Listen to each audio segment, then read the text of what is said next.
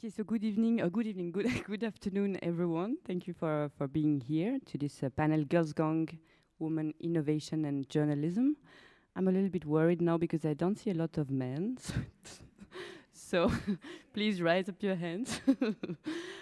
So my name is Prune. I'm a French reporter based in Berlin. I'm actually doing what most of you are doing. I'm a professional thief. I'm basically stealing stories to people. But back in 2018, I was, along with a Greek colleague, Elina Makri, I was creating a project called Sisters of Europe. Sisters of Europe is both website, a series of debates, aiming at documenting the woman's condition in the post-MeToo Europe. So we had the chance to be laureate of the European Press Prize 21 last year, among the innovation nominee, and that's where the idea of the panel comes from. At the ceremony in Berlin, I've been actually meeting those great and sharp minds which are sitting close to me today, and the question, I mean, while mingling and talking and drinking, we came to the, I came to the thought that how is it possible that women are so little represented in the news? So like there's some statistics which are showing that women are only featured, there's only 1/4 of women which are represented in the news. Most of the newsroom are actually the top management position are occupied by men. But still, we're obviously in a majority. I mean, if you do a little bit of stalking and scroll down the faces of the talker for this festival, we are obviously, I don't know, 2/3 of women. And like those women today, I don't know, Gilles? C'est OK pour le micro? Okay, sorry, I'm always a little bit impressed by that. So I'm going to introduce now those 4 women that you probably heard about already. Sitting close to me, I have Clara Jiménez Cruz from Spain. Clara is a Spanish journalist. She's also the co-founder and CEO of a startup called Maldita. Maldita is basically opening a new era in the fact-checking and data information. And you were like actually winning the European Press Prize this year, so congratulations. Sitting close to her, we have Elisa Simanke. Elisa is a German journalist who is like the co-founder and CEO of an amazing website, Investigate Europe. They are like basically unveiling a lot of very, very interesting topics using cross-border collaboration. We have then Brigitte Alfter, Danish and German journalist, queen of cross-border journalism, who created a platform called Arena for Journalism, enhancing actually cross-border journalism, but also other topics, very, very interesting topics. And sitting, I'm even more honored because Tabea Krzyczyk was actually in sabbatical, and she came today to take part to this panel. She's the CEO of Hostwriters and Unbias News, which is also, Unbias News is a new platform which is like basically proposing gender-based reporting, which is a completely new approach. And Hostwriter is a very well-known cross-border platform for journalists. I always love it when someone else summarizes your project. Isn't that amazing? All right, so the question that we have, that we're going to try to tackle today, is like, what does it mean to lead a media as a woman? Is there like a special management? Is journalism BS? Do we have like some specific challenge or obstacle to overcome? Where can you get support? Is there a kind of, like fund or mentorship which are really like supporting women when they're starting a business? And like, can we report in a more gender sensitive way, which I believe Tabea will have a very interesting point of view. So this is my first moderation. Usually I'm the one sitting at the back sleeping, so please be kind with me. Okay, I'm gonna just like get it straight and make a round table with the 4 of you and ask I know it's horrible. Was the four of you. Why did you shift from journalism to creating your media company? What was the reason behind it? Clara, I start with you. So I don't think there's a straightforward answer for that, but take your time. I think I don't want to take too much time. I think on the one side it had to do. I used to be a TV journalist. I did political journalism for 10 years, and I think at a certain point I realized that there was no more career growth within the TV station, and I had a good idea that I wanted to implement and see where it went. So I think those two things combined, like not having anywhere to go farther on a TV station. There's a minute in which you get to edit programs or be a successful reporter, and that's that. There are only 3 TV anchors in the whole system, so it's not so easy to get to the top to the highest place. Together with having an idea and being in a point in journalism where engaged journalism and listening to audiences was starting to be a thing, and a thing I paid a lot of attention to. So I was part of the Spanish 15M movement, and I was 18 when that happened, but that resonated a lot within my career afterwards. And I think those things combined made me realize that I wanted to try my idea. Nevertheless, it took me years to realize that I was an entrepreneur of media. Why? Because I didn't see myself as that. I saw myself as a journalist that was trying to tackle a project and do stuff, and suddenly Ashoka came to me and said, "Hey, you're a social entrepreneur," and I was like, really, I'd never realized that. Do you think that there's like a kind of antagonism, like between being a journalist and like a CEO or a founder? So I think that one of the things that happens to journalists in general is that we're not the best business people. Like, we don't really handle money very well. So it took me some time to change my career and what I did as a job on a daily basis. And it took me a lot of learning and a lot of mentorship and a lot of people helping me to make Maldita what it is today. But we struggled for some years. I didn't get paid for 2 years, for example. But you need to relearn what you're doing. Elisa, can you tell us a little bit about you, Investigate Europe, the shift? Yes. So I was, until 2016, I was a reporter for a German daily paper called Der Tagesspiegel in Berlin. And I was a reporter covering EU topics. So I was somehow the in-between between Brussels but based in Berlin. And then, the Euro crisis happened, and I became the Greece reporter. So I spent like more time in Athens, going back and forth with EasyJet and trying to understand, how this world could turn upside down within such a short period of time. It's a feeling that has never left us ever since. And back then I had a colleague at Der Tagesspiegel called Harald Schumann, who was a very seasoned reporter and analyst, and the two of us, we found ourselves very soon very isolated in our newsroom. Because when you remember the heated times back then, the way German media reported about what was happening in Greece and the way the Greek experienced the German or the Troika behavior, it was like I was switching between parallel universe within a flight of maybe 1 to 2 hours. And that was a very shocking experience, because until then I thought, okay, facts are facts. No? So how could you differently report them? And we met in Greece, the two of us.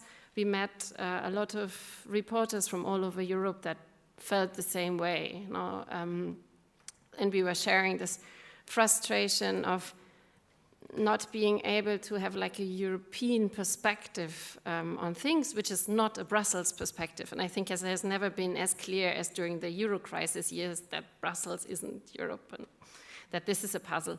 So rather than being, at a point of my career where I had thought about change, because I was still young, it was my first years, I had kind of a comfortable situation, because being a reporter, being out there and allowed to report quite freely what you want to write is already privileged. We had this feeling that, whole European journalism has to change. So we were really, not very subtle in our approach. And then we thought like, okay, we need 10 people from all over Europe and they should do reporting together. And I mean, 5 million euros or something to employ them for 10 years. And, we had these plans and then we started knocking the doors of foundations.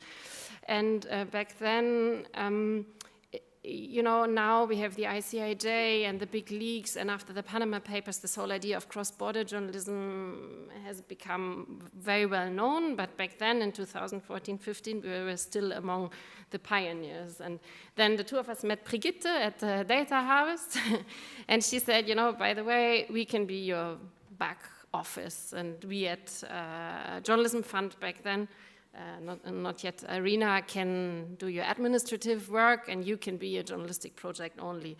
And after talking with a lot of foundations, we kind of slightly reshaped our project and said, okay, it's also fine for half a year and just some money for getting started. And then, that's how we kind of recruited a few colleagues in a similar situation like us. And then we went on for half a year. We were successful, we got more money, and we were allowed to went on. And by now, we're a team of, we just had our last team meeting with 19 people, and we can plan until 2025. And I think by now we're here to stay. And it feels still like a miracle, and I can just mirror this feeling of, thinking journalistically and being surprised that things develop. But by now, I have to say it's a co-leadership, and I'm the editorial director, so I'm back at the things I know how to do, something like an editor-in-chief, and I have an executive director taking care of the organization that is by now a European charitable cooperative and has left the incubator of Brigitte, but still forever grateful. Sorry. Brigitte, up to you, the queen of cross-border, or mother too. Well, I started as I'm German by birth and Danish by choice, and I started as a local reporter in the Danish-German border area, doing local journalism, as you do after journalism school. And there were some people who got stuck between the systems, and I was the only reporter in the whole region who wasn't afraid to call Brussels and speak bad school English. And that gave me front pages, and that saved some of these people. Because all of a sudden there was a political attention, and I was like, hey, I'll keep doing EU journalism. And so I went all the way from being a local reporter to being a Brussels correspondent with a Danish daily newspaper. And that's where I realized that doing journalism the way we were used to, like I'm the correspondent in Brussels, I talk with the Danish MEPs to a Danish audience, that was just a slice of reality. And we needed to collaborate to give get a little bit closer to the full picture. So this is about 10 years before you had a similar thought. It was much less, much more improvised, much more experimental. So in reality, it started when the Commission said no to an FOI, Freedom of Information application. I had data from Denmark through colleagues, and I said, okay, give me the European data set, and the Commission said no. And then we started collaborating, totally improvised. We didn't call it collaborative journalism, so we needed this information. Can you get this in Warsaw? And the colleague said, no, it's a lot of work. And I did some extra research, and then told him, wouldn't it be interesting to know this about that politician? He said, yes, I'll file the FOI request. And so it was completely improvised. We didn't have words for it. We just got going. And in order to do it, we fundraised in order to set up a website where we could pay the IT guy who would clean the data and make them accessible. And so it was very, very need-driven. And we just did it. And in the preparation here, we talked why would we go through this? And for me, it was a time of my life, like my daughter had moved out from home, my relationship was broken, I was in Brussels to do my career, and then we just did it. It's like the need was there, I got started doing it, and then I've kept doing it in various settings with you and with others. Tabea? Broken relationships, isn't that always a good way to start something new? I can totally relate. In my case, it was, unlike Clara, I was an absolute beginner. I finished my journalism training, I went on a couch surfing trip. I stayed in Syria with a couple who then later became involved with what was dubbed the Arab Spring. And I had amazing contacts. So I was like at the very beginning of my journalism career, and I pitched stories to German television, German broadcasters, because I had really, really good contacts and insights that the correspondents who all stayed at the same hotel, who all, interviewed the usual English-speaking, non-women, non-local, whatever, similar story kind of thing. And I mean, also, like, looking back, it's really funny. Like, I was like, oh my God, I mean, it was the first time I was with a friend, also a journalist, and it was like a two-women team. It was just a time where the handheld cameras came out that they were fit to broadcast. I mean, mobile reporting didn't even exist. Like, there was no, this was like back in 2011. And we did all this stuff, like we filmed, ended up filming in Tunisia, in Egypt, later Algeria. And this was really cool stuff, and this was broadcast. I was like, oh my God. And all of that because we collaborated with local, they weren't even journalists, but like they were involved in like the new media people. So basically it was a collaboration with locals. So this was my entry into like cross-border collaboration. This makes so much sense. And I'm a bit of like a chance entrepreneur or whatever. And I guess this usual, I'm bored at the cliche of like the imposter syndrome with women founders, but I don't know, I guess some of the cliche might be true. Like it's an accidental entrepreneurship because my first reaction was, this is so cool to have these local contacts. I want to have them everywhere in the world. And I got in touch with the people who founded Couchsurfing and asked them, please, can you add a check mark, I'm a journalist? But the guys weren't interested in that. I think they couldn't really relate. Why? No, I don't know. So it was clear, okay, if they don't do it, it's super necessary, it's needed. So I got together with two women colleagues and we just founded a platform, and this is how Hostwriters came to be. And luckily, like we were a bit networked so that we had some contacts. We're based in Germany, so like the platform doesn't make sense if it only has German members. So the question was, do we manage to grow global, or is it going to be like a super German bubble thing, which would be like utterly uninteresting? So we launched at a conference at the Republica. Again, looking back, like we were crazy. Like this was a live launch. Like you could really see the website and then like a countdown, and then it really like this was the moment it went live. Like, oh my God, I would never ever take that risk ever again. But anyway, that's how we did it. Why? Because it can crash. Like I don't know. Maybe there's there is no fun. You can fail, you can look bad, oh my God, the website doesn't look, I don't know, all these things, but it did work, there was a count and the website was live. Within 24 hours, we had over 100 members, like there's an accreditation process, you had to submit some work samples, et cetera. And it had like, I don't know, 20 countries, members from countries, 20 countries involved. This was a starting point, but still we didn't really think this through. So it was, we all had our journalism day jobs. We thought, yeah, okay, let's do this platform. But all of a sudden, the platform grew, and then there was more work and more work and more work. And we ended up all going into holidays the same time. It was like, oh my God, but now we have a company. Like, who takes care of that? And this is another story. One final point I want to make is the importance of solidarity. So in our case, this very quickly became super overwhelming because we all had our day jobs. The company, like the organization grew. We had no business model, no entrepreneurial or leadership skills, no like agile software developing. Like all of this came later.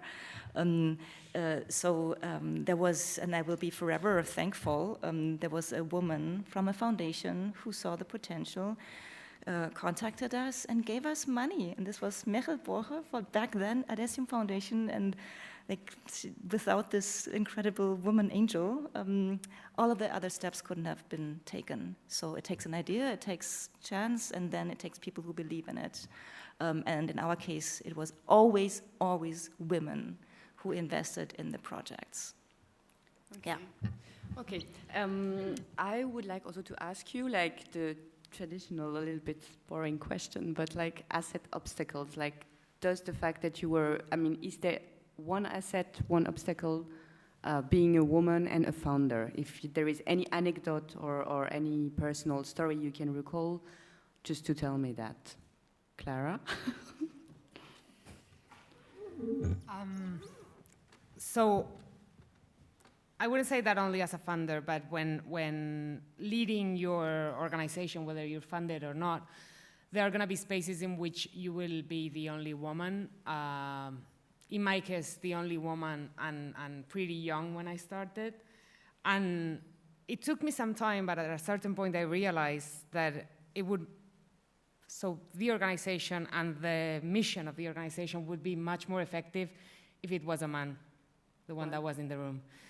For example, in political environments, in European Union environments, when you're sitting with the European Commission and you are the young woman in the room full of men, they're not listening.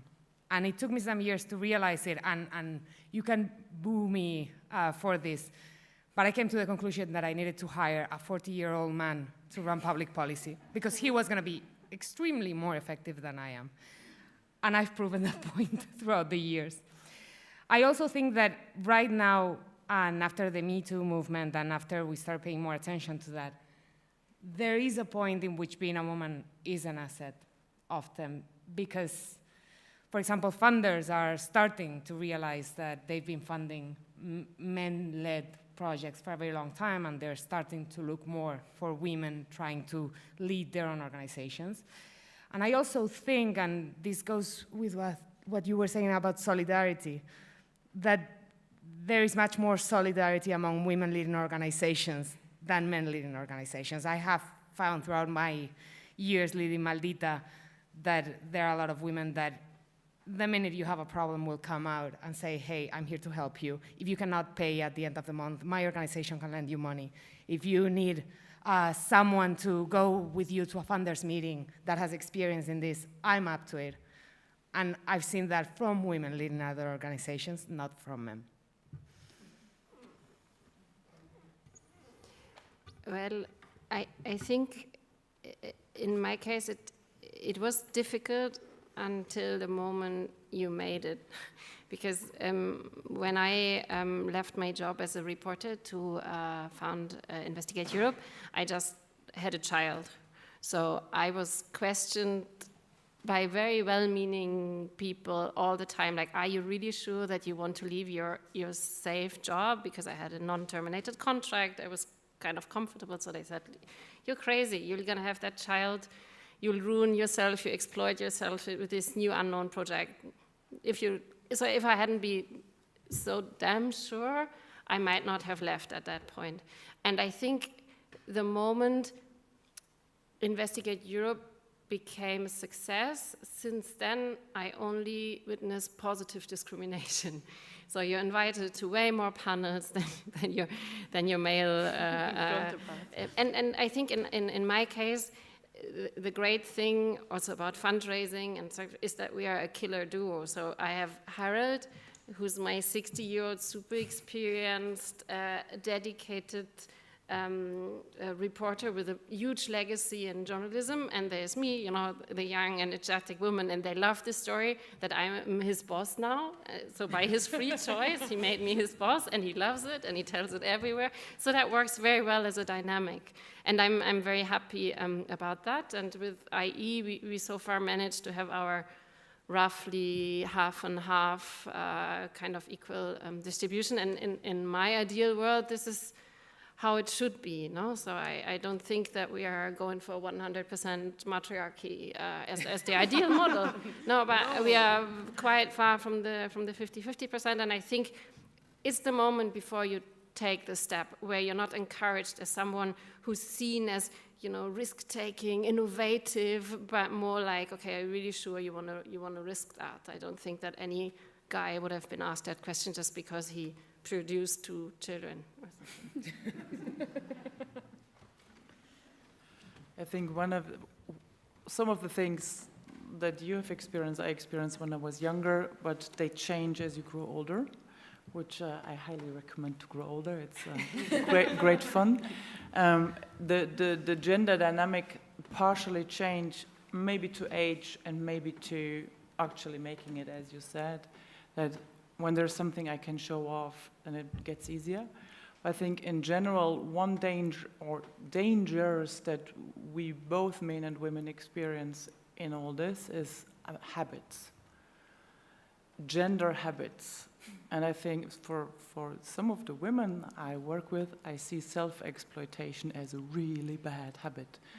I'm educated to be the elder sister, take care of everything until it's solved. That's not a good thing if you want to keep a weekend off. So, and I see similar habits also with males, so that the gender habits that we bring with us that are very often unconscious, these are difficulties that we have to think about. And as you know, every one of you who has tried to move from the right hand to the left hand in writing or the other way around, you know the burden of habits. You need to think of them every day if you want to change them. I relate to everything that was said. I agree with everything that was said. To add something new, hopefully, I think how the field is changing, I can see that being a woman can be an asset. And I guess like it's, I just want to say this again, I think we all agree, like we're talking like there's a biological and there's a social aspect, and we're talking about the social aspect. Like it's not like women are like that, men are like that. Like no, this is kind of we're talking about the gendered aspects or like about the habits, what you're saying. So again, like not suggesting that this is how women are, but I think how social expectations, uprising, et cetera, it turns out that I think a skill that women were more forced to develop is this the collaborative mindsets and like this in general, like collaboration and networking. And the field clearly is, especially when you fundraise, this is a relationship business. I think the Times, you know, like this weird myth of, what is it, the elevator pitch? Yeah. I think this is like a complete, I think this is like non-existent. Like it doesn't exist that you go into an elevator and you're like, oh my God, I do this amazing project, and then the man gives you €1 million to implement this. I don't think this ever happened, but I don't know, I think these times are past. And today it's really about building relationships with other like peer organizations, but also with philanthropies, like the whole, I don't know, universities, cross-sectoral. So I think this is a skill that we as women are forced to develop this more. So I think this is clearly an asset. But I love what you started, like what you put on the table, Brigitte, this aspect of self-exploitation, because I think it's also super important that let's not romanticize or sugarcoat this thing, because like yes, women maybe are more set up to do this relationship business, but we are also so set up, we're so good at it that we will not, or like I can only talk about myself, like, but I think I have an idea that this is true for many. It's very difficult to respect your own boundaries or like to be careful with yourself. Like in my case, for example, I'm on a sabbatical. This is my only event for this year. I mean, with this incredible lineup, you know, there was no way to say no to these speakers and having wine together. But I took a sabbatical, and this is for a reason. And so I think we have to also talk about like sustainability, and like not only women are good at it, like there's more women entering the space, but also how long can we enter the space, and kind of I think like we have to think in terms of sustainable leadership, mindfulness added to this. Yeah, I wanted to add something else, but it's gone, but we'll continue. I want to jump in there with what you just said. I think it relates, I think one of the things that happens, and at least I can talk from my own perspective, I co-funded Maldita with a man, and we were both TV journalists, so that was the one good thing that we knew how to do, and we went into digital media, which is kind of crazy from our side, but that doesn't matter. That's a different conversation. At a certain point, we needed to decide who was going to be doing accounting, fundraising, hiring, governance, organization, and that came on to me, and I really love doing journalism on a general daily basis, but because of the habits, the skills, the way the mindset of journalism is, I ended up being the CEO and doing all the organizational stuff and not so much the editorial. And in your case, it was the other way around, though.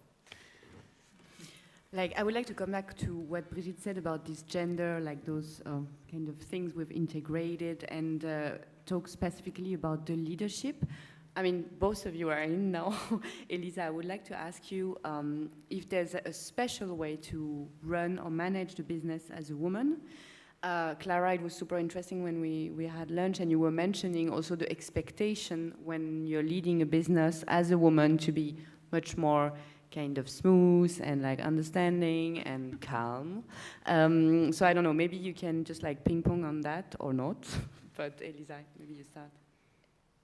Yeah, I mean, I think it has also been mentioned. So also a team lead is a lot about relationships now, and taking the people you're working with as serious and as, you know, as worthy as they are, rather than always seeing, you know, of course, I mean, each and every one of us have their gaps and their skills and could do better and could do more until it's all over.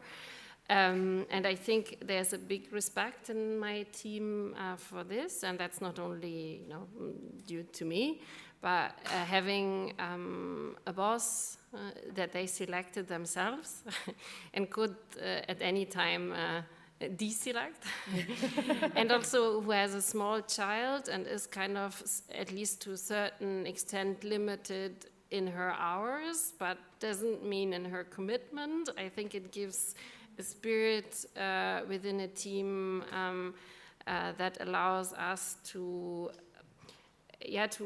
be honest about our capacities and about, you know, our backgrounds, and especially in these past 2 years, where, I mean, private and professionalism has even mixed up to an extent that was unimaginable before. And then, you know, a war is coming, and there are people like really close to that border that are immediately, personally, completely involved in these things. With with Investigate Europe, this is part of our journalism and our work and the topics we cover. So we try to not ignore it and to have some kind of atmosphere that allows this. That sometimes isn't too easy to then stay professional and say, okay, you know, even if all that, we have to deliver, and you know, so at the end it's a job.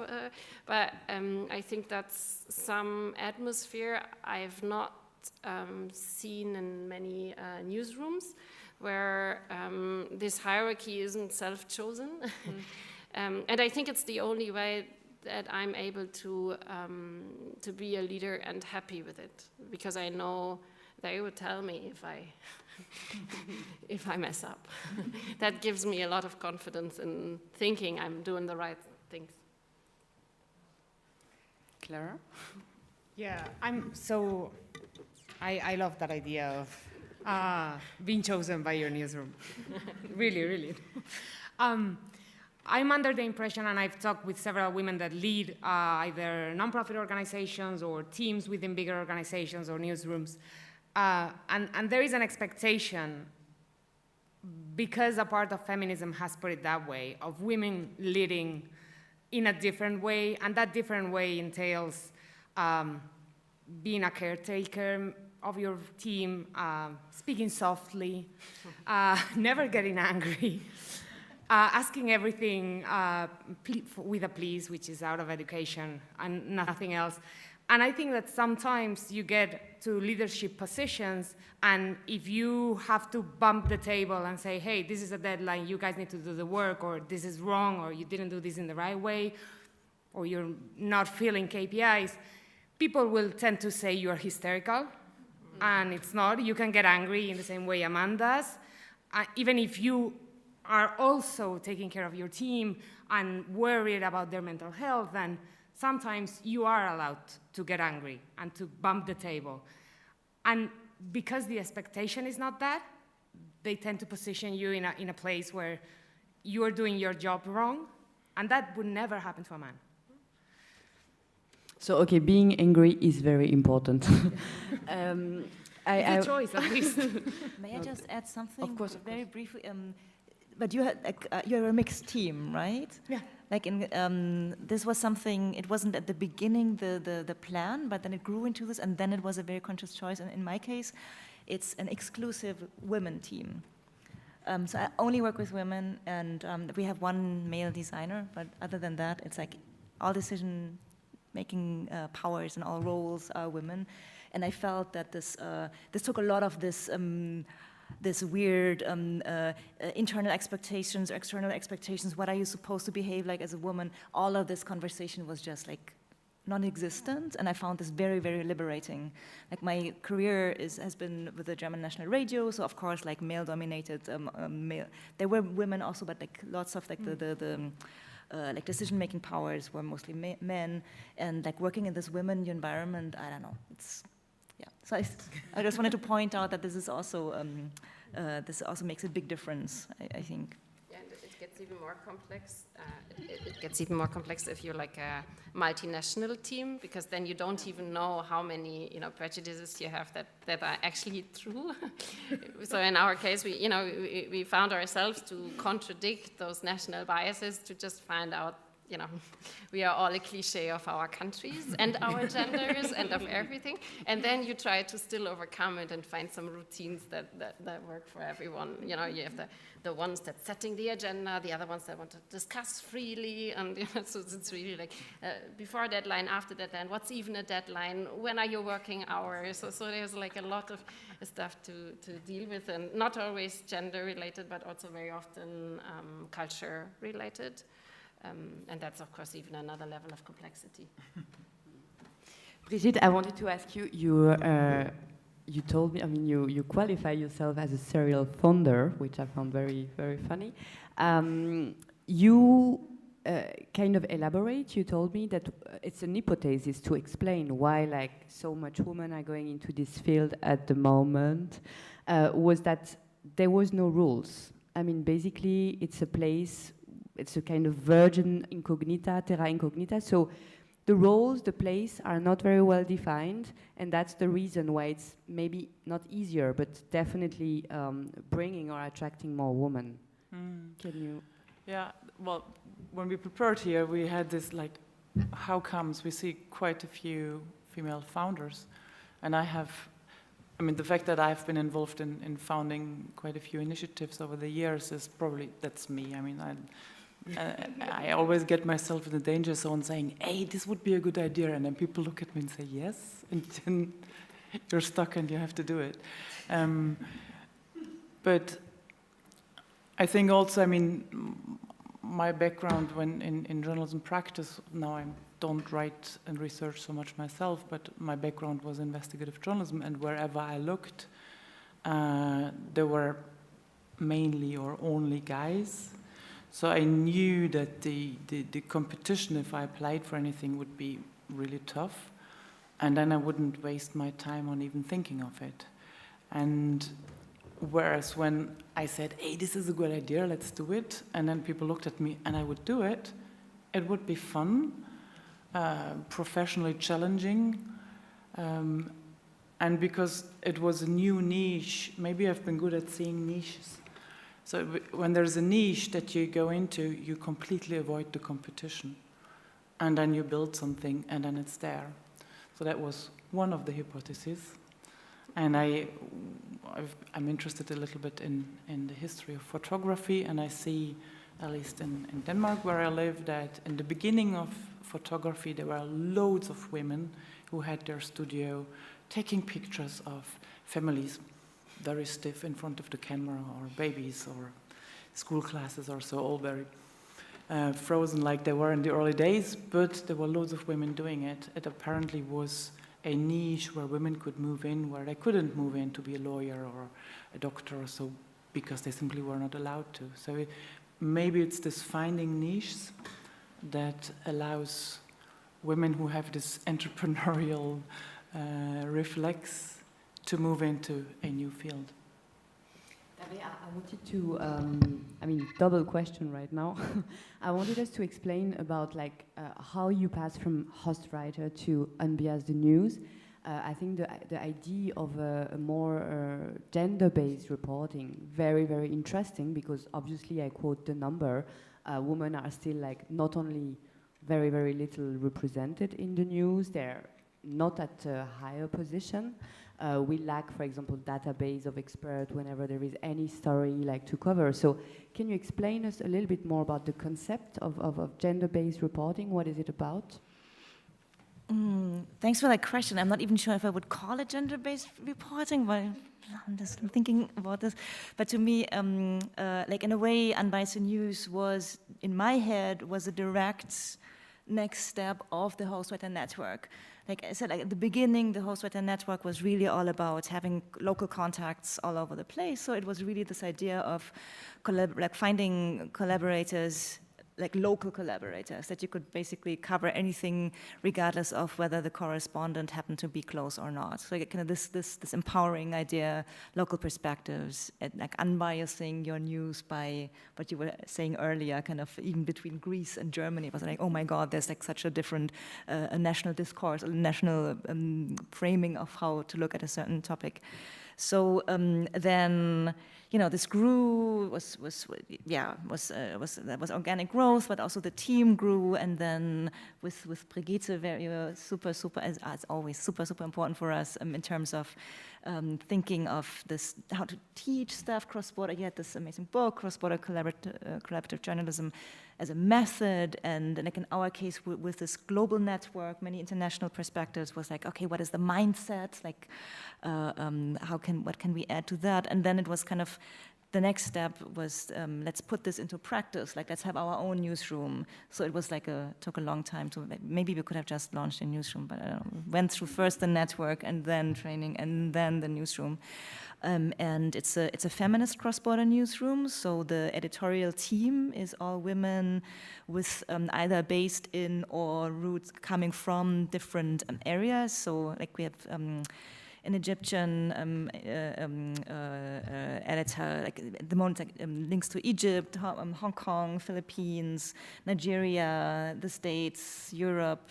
So it was always having to have these intersectional approaches to, I don't know, to topics. And in a way, it's more of a feminist lens towards inequality and how it manifests. Maybe this is how one could summarize it. And the idea was not so much that we would be discussing what are the topics that we want to address, but we really wanted to kind of get the gold nuggets from the network. So the idea, there were always open calls for pitches within the Hostwriter network and with friends, etc. Then people submitted their pitch, and then we assigned an editor. And then there was collaboration. How can one report this in a way that it's interesting also for a cross-border audience? So slightly different, the cross-border collaboration happened on the editorial level. And just to give one concrete example to nail it down a little bit, one of my favorite stories is, it's called When Help Hurts. It's by a blind women reporter, and she's describing how the MeToo movement gave her a vocabulary to understand why she was so pissed off that people would, without her consent, grab her wheelchair or like touch her, help her over a street, or so these kind of things, like when combining different perspectives together brings something new. I don't know, this is just an example, but this is kind of the thing that we do. So like we also commission male reporters, but like the team, like it has to be a feminist lens, that the editorial team is all women. If I may, sorry, I think I need to correct or like add one small thing what I said earlier, that how important it's also been to have women in the philanthropy fields, in the philanthropic sphere.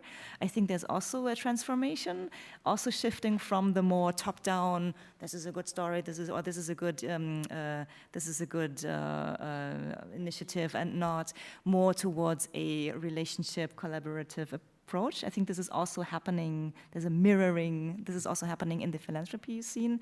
And in our case, I found whenever it was risky, like at the beginning of Hostwriters, at the beginning of Unbias, the news, people who saw what we wanted to do and who believed in it and were willing to give realistic money, like significant money, they were always women. The men came later, like when it's a success, when it's going well, then it works. Or like one of, for me personally, most frustrating fundraising experiences ever was with a guy I knew for so many years. You know, I moderated panels for them, and I was like, obviously he should fund us. For me, it was like a given. But then, it never manifested, and I was like, why did I network for so many years and then nothing comes out of it at all? And this has never happened with women. It was like, it was much more, and also like, I don't want to romanticize it again, like there can also be other women, but the tendency to be able to share what's going well and what's a challenge. And I felt that the women donors, they would understand and support. And with this one experience, my nightmare experience that I just briefly referred to, I really feel like in retrospect that the guy didn't get that my questions or like my search for how can we do this, I think he misunderstood this, that I don't have a clue what I want to do. Like he told me, I have the impression you don't know what you want. And I was like, Jesus Christ, like when I know exactly what I want, but I'm very flexible how to get there. And this, I feel, this translates much more easy with women. Like this is the goal, but how do we get there? What could be a partner? Like how can we amplify each other? Like what could be more money coming in? What's a project here and there? So this flexibility, and this is, to me, is a more pragmatic approach. But the guy was like this, okay, apparently, like, this is my goal, and I'm not looking left and right, and I stampede there, and I just don't think this is how things work anymore. It's the same logic with this elevator pitch, which I doubt it ever existed, but this flexibility, I feel there's a lot of misunderstanding. Yeah, I don't know. Elisa, I see you. Yeah, because that just triggers something with me, because there I think we are into some kind of, you can call it male or female. I thought about that a lot, because when I was a reporter at my paper, I had a job to run each day a page which was called topic of the day or question of the day. So it was the second page, so it was also the second important. It was really weird in these kind of hierarchies, but okay, that was it. And each morning I had to tell them what's the topic of the day. And they always told me I'm unprepared. And I couldn't understand, because every morning I got up so early, I prepared perfect. And then I was trying to present it to them, and I was saying, like, that happened, and that could maybe lead to this and that. And they were like, yeah, but what's your thesis? What's the thing you want to say? And I said, I don't know, because I'm not the reporter. I'm just the person who thinks this is a topic, and then I would like to get you okay to talk to the person that actually knows the issue, how we are going to bring it to the page. And I failed like each and every day. And I learned later by a very smart man who told me, okay, he framed it like anecdotal and pitching kind of approach. You know, so either you're coming from an event and you tell and you develop while you talk, or you're the one that says, okay, this is my result. And then at the end, you know, I changed my behavior. I just started to say, okay, that's the topic, you know, that's what I'm gonna do. And no one cared at the end of the day if I maybe wrote the opposite. They you know, they couldn't even remember. And you know, once you understand that at the end, I think it's a fine approach too, because if you have a little time, I see this also now, you know, I have to commission a lot of stories, I have to edit them, and if someone needs half an hour to get to the point what he or she wants to say, I get impatient, and I sometimes have to think of my earlier self, and I tell myself, okay, you know, that person knows what she wants to say, she's just, or he's just, he needs a bit of time to tell you.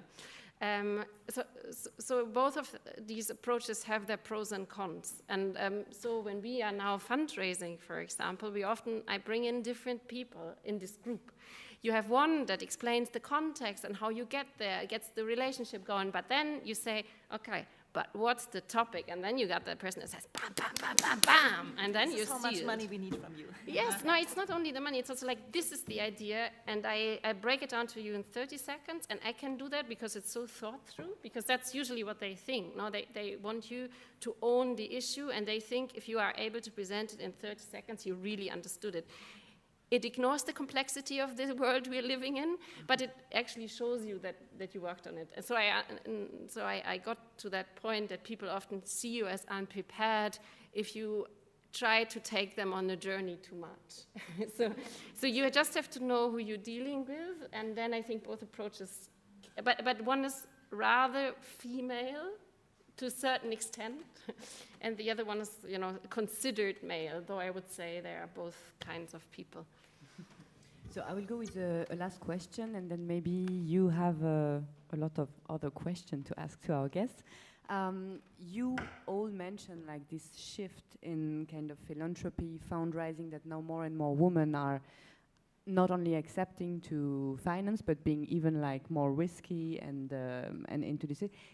Is there like any names, any structure, any program of mentorship to support women business, or that you could recommend, or any networking, I don't know, conference, event?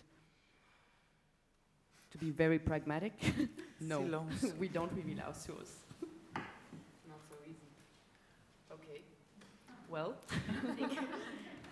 Brigitte, I think this is on you. Like, I think this is one of the networks that don't exist yet that you should found. Your generation, I've done my deal. All right, do we have like any questions? So there's a task for you here, huh? Female founder mentorships. But there's lots of informal, I would say. Like, as you pointed out, Clara, before, I think like there's I also have this sometimes with male founders, but much, much more intense with female founders, for sure, that there's like informal circles, like we all know what's going on, there's like support, one is in touch, but I don't, and I know it from other fields, like I'm a member of like a women something network, but it's not journalism specific, and then there's, yeah, like the Craig Newmark, like some innovation programs, or at the time back then, the European Journalism Center, I felt they did very good work when like under Adam Thomas. I think he was super innovative in the field, bringing people together. Like there's like some people stay and you see them again and again, but there's not a formal network. I'm not even sure if this would work. And I would say it's not only. So the good thing about this and not creating the matriarchy we were talking about is that there are some programs like the European Journalism Center under Thomas, or like for me in the fact-checking world, the International Fact-Checking Network, that enable you to meet with, so we tend to go to a lot of conferences where there are a lot of legacy media, that their rules and their suggestions and support might not apply to our smaller, more innovative organizations. But if you find the spaces like those where you can meet with other funders, you can learn a lot out of that, and there's something coming, I think, Brigitte. Yeah. That's not the gender related, and then maybe we have to, I mean, gender is only one among so many things. Being curious for me is maybe just equally defining that I want something that tickles my brain, and then I find a new niche, and then I get going. And within Arena, we incubate currently a network of these young media initiatives. So this is the non-editorial side of cross-border and data and innovative journalism, and it's called Reference Circle. And there, indeed, we have already several of these mentoring relationships where there's, which goes both directions. So this is very clearly the experienced and the less experienced on particular aspects of the experience where we help each other. And there, interestingly, I feel no gender considerations at all. It's like, okay, you are at this stage of your organization, I'm at that stage of the organization. Let's have a bi-weekly talk and take it from there. Questions? Okay, no questions. Yeah, thank you. So good afternoon to every one of us. I would like to ask you a few questions if I can. Excuse me, I'm going to repeat the question just for the recording. So if you can just like make one question, and not a whole bunch, and I repeat. Yeah. What are the qualities that women naturally have that make them good journalists, if there are such? So what are the qualities that women have naturally to make that make them good journalists? So I think there are very bad journalists that are women as well. Yeah. That would be my best answer. We can either go the polite way or we can go the realistic way and bounce the question back. What do you think?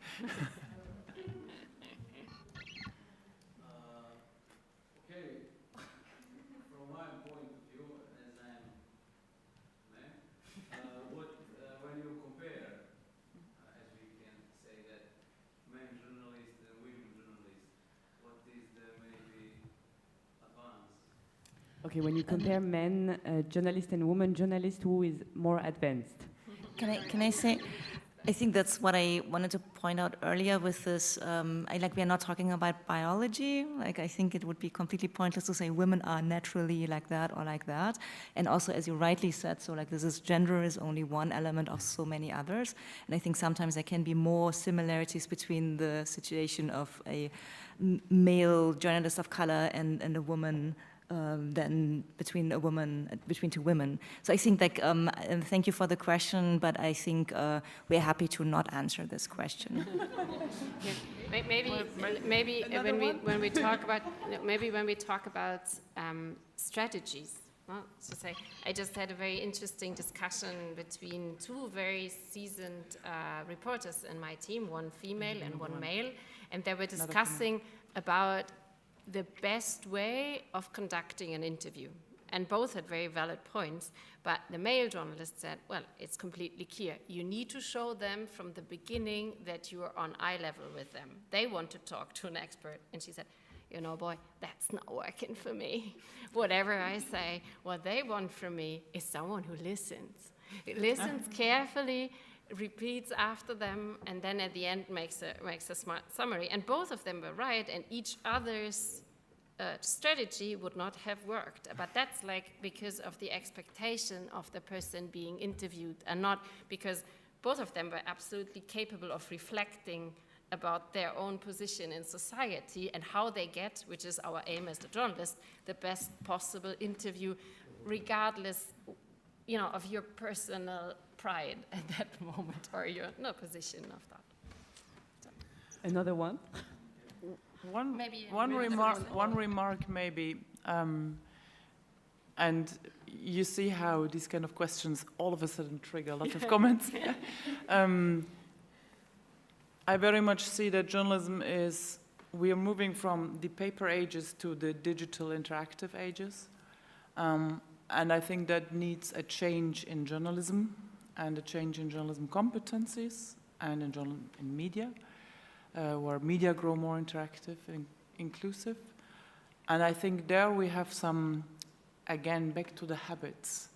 We have some habits where men, not always, but often are very competitive, whereas women have been educated to be more collaborative. And so here we talk about collaborative journalism very often. And there, it appears to be easy for women to step into that and, just say, hey, fuck competition, right? It takes so much time. Let the boys do that. And then we collaborate and make things happen. So that's an advantage. It takes a lot of time. But sometimes competition is really exciting. But, so it's... I mean, it's not to be comfortable. Yes, please. Hi, my question would be for you. What was the biggest challenge for you when you were working as a reporter in the Middle East? The question is for Tabea, I believe. Yeah, What was the biggest challenge for you when you were working in the Middle East, reporting from the Middle East?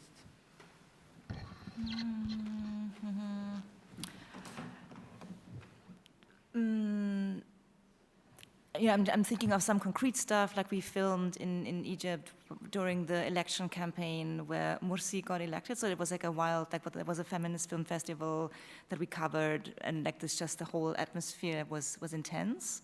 So I also like the strategic approach. Like we also had my partner, her boyfriend was with us, which was handy to have a man somewhere.